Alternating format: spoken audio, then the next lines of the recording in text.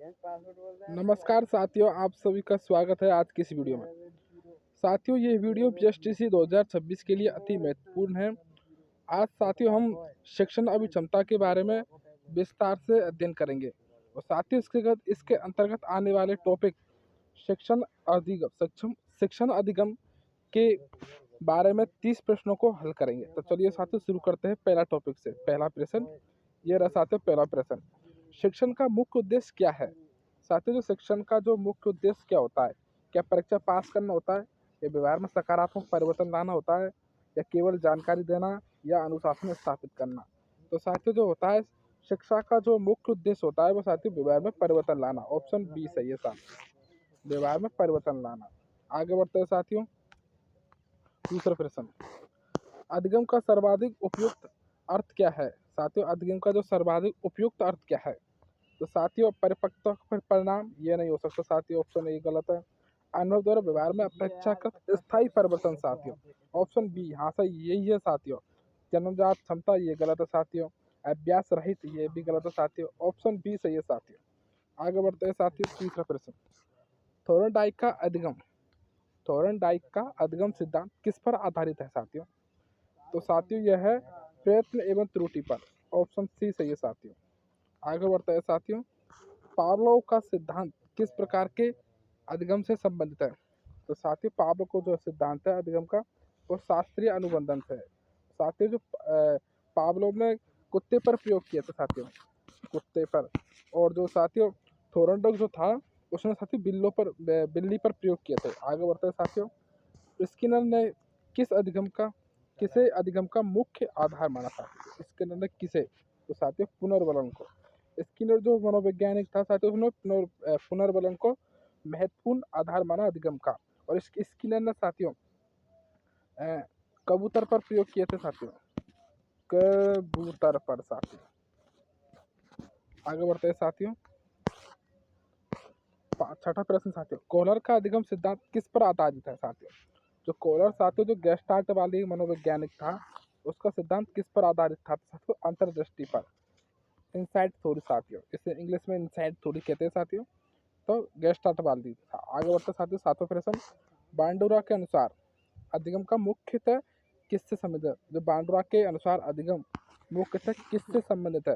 तो साथियों जो बांडुरा था उसके अनुसार अधिगम जो है वो साथियों अनुकरण से होता है, ऑप्शन बी।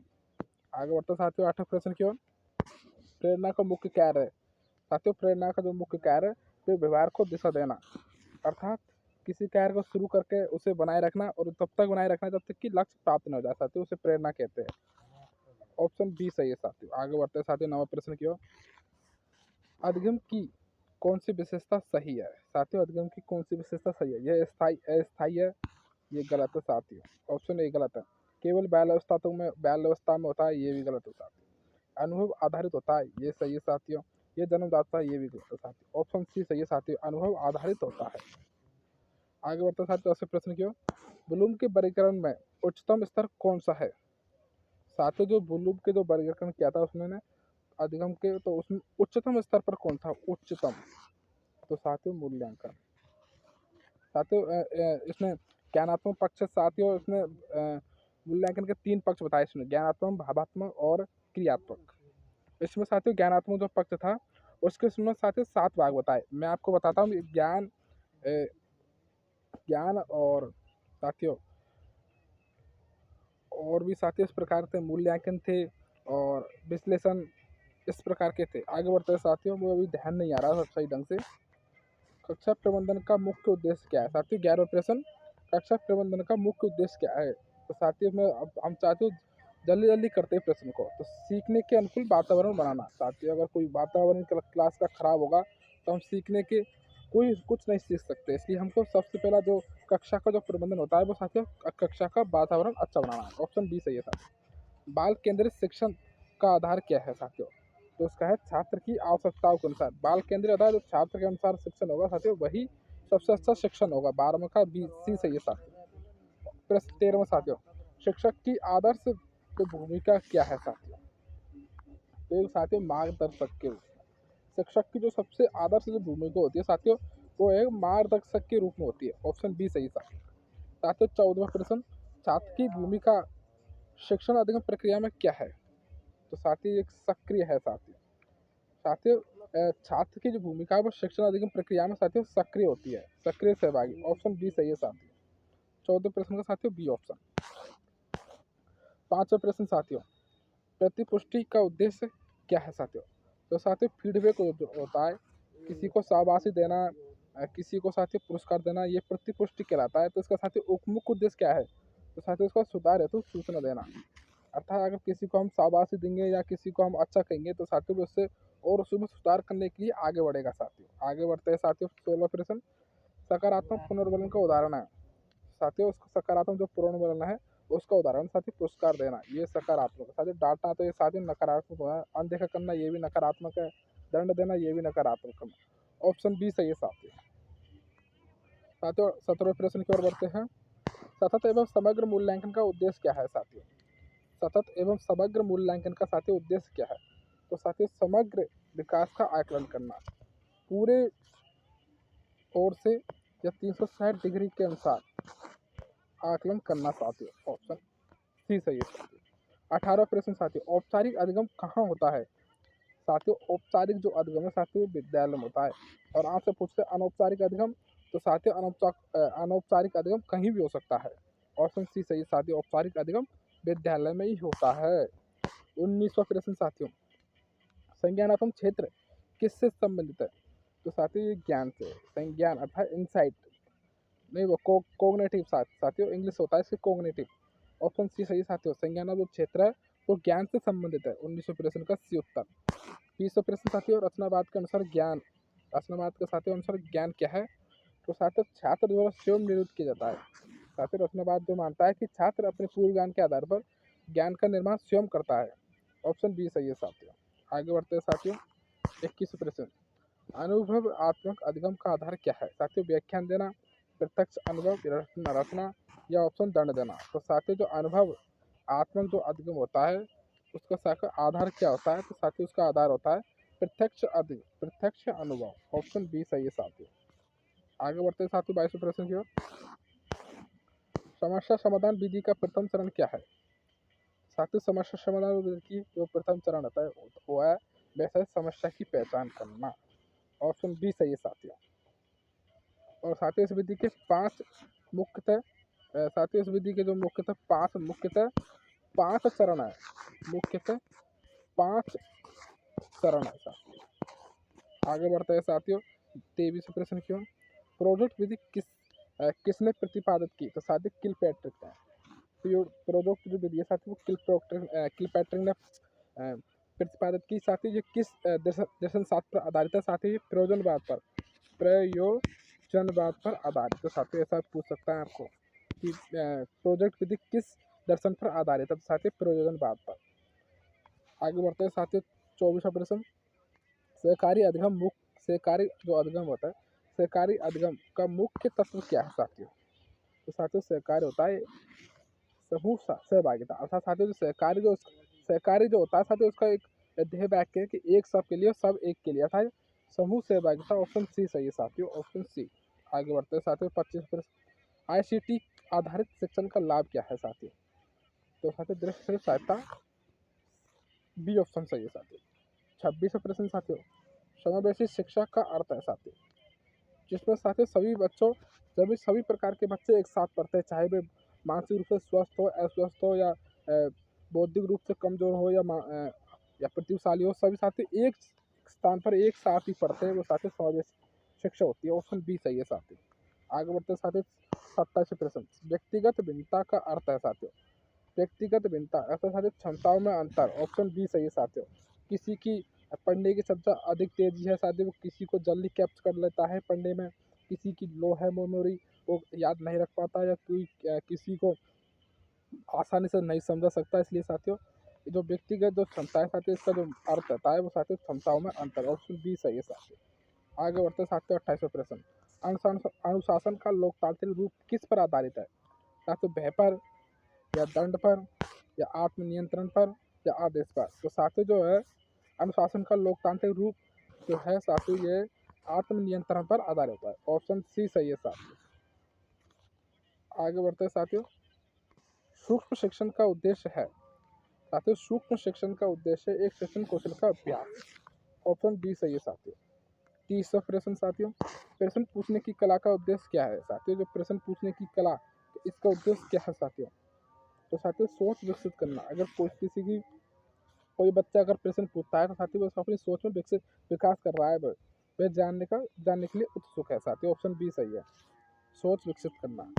31वां प्रश्न साथियों, पाठ योजना का प्रथम चरण क्या है साथियों? पाठ योजना का जो प्रथम चरण है साथियों, उद्देश्य निर्धारण करना।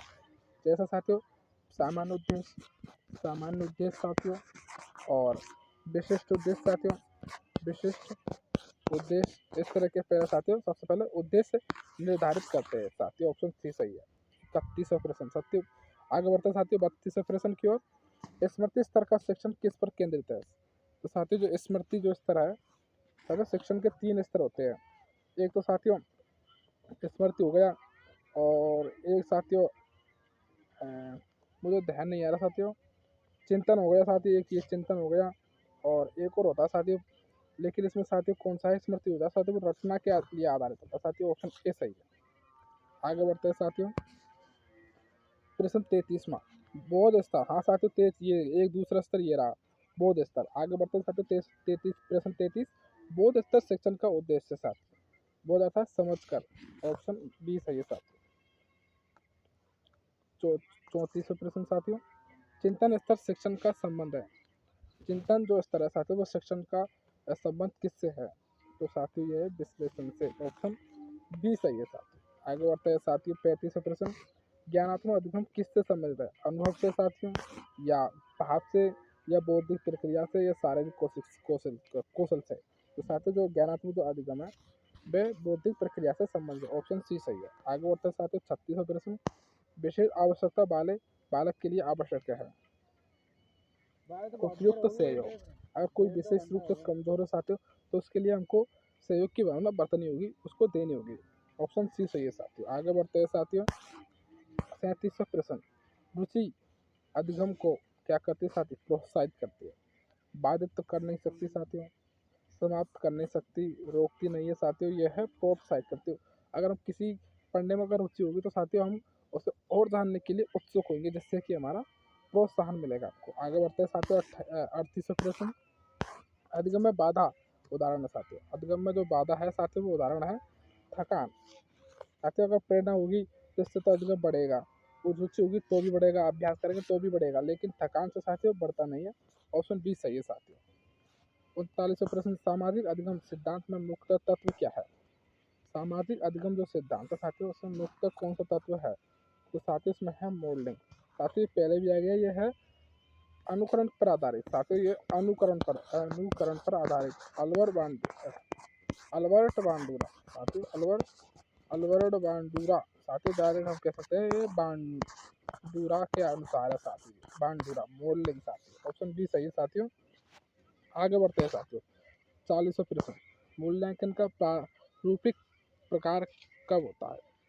फॉर्मेटिव साथियों, ये कह रहा है कि साथियों जो मूल्यांकन का प्रारूप फॉर्मेटिव प्रकार कब होता है? तो साथियों यह शिक्षण प्रक्रिया के दौरान। साथियों मूल्यांकन दो प्रकार का होता है, एक तो होता है साथियों फॉर्मेटिव, एक होता है साथियों समेटिव। साथियों मूल्यांकन दो प्रकार होता है साथियों, ये कक्षा के दौरान होता है, ये कक्षा के अंत में होता है।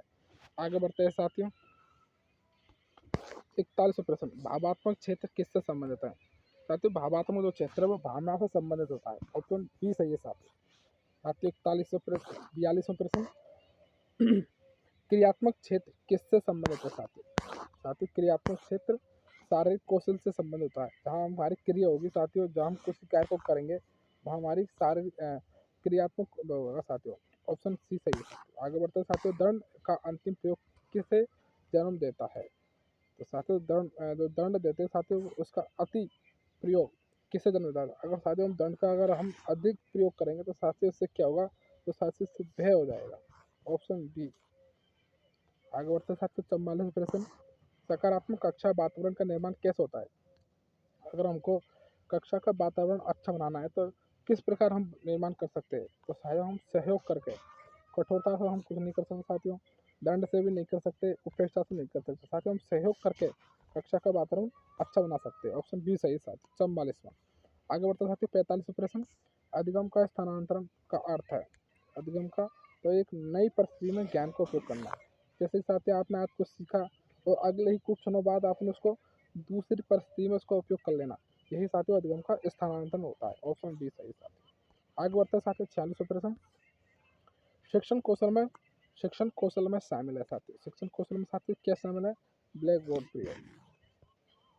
दंड होता ही नहीं साथियों, दंड मना है बिल्कुल देना, परीक्षा लेना ये होता है, लेकिन साथियों जो अधिक जो साथियों ब्लैक बोर्ड का प्रयोग होता है। ऑप्शन ए सही है साथियों। आगे बढ़ते हैं साथियों 47वां प्रश्न, प्रोत्साहन का प्रभाव होता है साथियों। अधिगम घटाना ये हो नहीं सकता साथियों, बढ़ाना ये हो सकता है, कोई प्रभाव नहीं होता है साथियों। प्रभाव भ्रम उत्पन्न ये भी गलत है साथियों। ऑप्शन बी सही है, अधिगम बढ़ाना।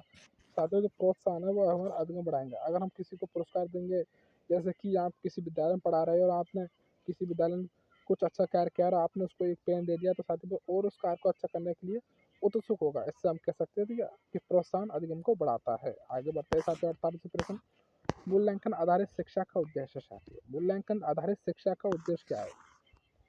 नैतिक विकास करना साथियों। जो अगर हम मूल्यांकन आधारित अगर हम शिक्षा अपनाएंगे तो साथियों इससे छात्रों में नैतिक विकास करेंगे, साथियों दूसरों का आदर करेंगे। आगे बढ़ते ऑप्शन बी सही है साथियों। आगे बढ़ते साथियों 49वां प्रश्न, प्रभावी शिक्षण का आधार है साथियों। प्रभावी जो शिक्षण है साथियों वो किस आधार क्या है? सक्रिय सहभागी। अगर हम किसी शिक्षण प्रक्रिया में शिक्षक और साथियों शिक्षक और विद्यार्थी अगर सक्रिय है साथियों, शिक्षक और विद्यार्थी अगर सक्रिय है तो वह शिक्षण बहुत ही प्रभावी होगा। इसलिए हम कह सकते हैं कि शिक्षण प्रभावी शिक्षण का आधार क्या है? सक्रिय सहभागिता। ऑप्शन बी सही साथियों। साथियों 50वां प्रश्न, हाँ साथियों हम बता दें कि ये जो प्रश्न है साथियों बीएसटीसी के लिए अत्यंत महत्वपूर्ण है। और साथियों ये पहला शिक्षण जो अभिक्षमता है उसका पहला पार्ट है साथियों, शिक्षण अधिगम। और साथियों ये लास्ट प्रश्न है इस पार्ट का। आगे बढ़ते साथियों, तो शिक्षण अधिगम प्रक्रिया का अंतिम उद्देश्य है साथियों, तो साथियों सर्वांगीण विकास करना। शिक्षण अधिगम प्रक्रिया का साथियों जो अंतिम उद्देश्य होता है, अंतिम जो साथियों जो इसका उद्देश्य होता है वो साथियों सर्वांगीण संपूर्ण विकास करना होता है। तो जय हिंद साथियों, धन्यवाद।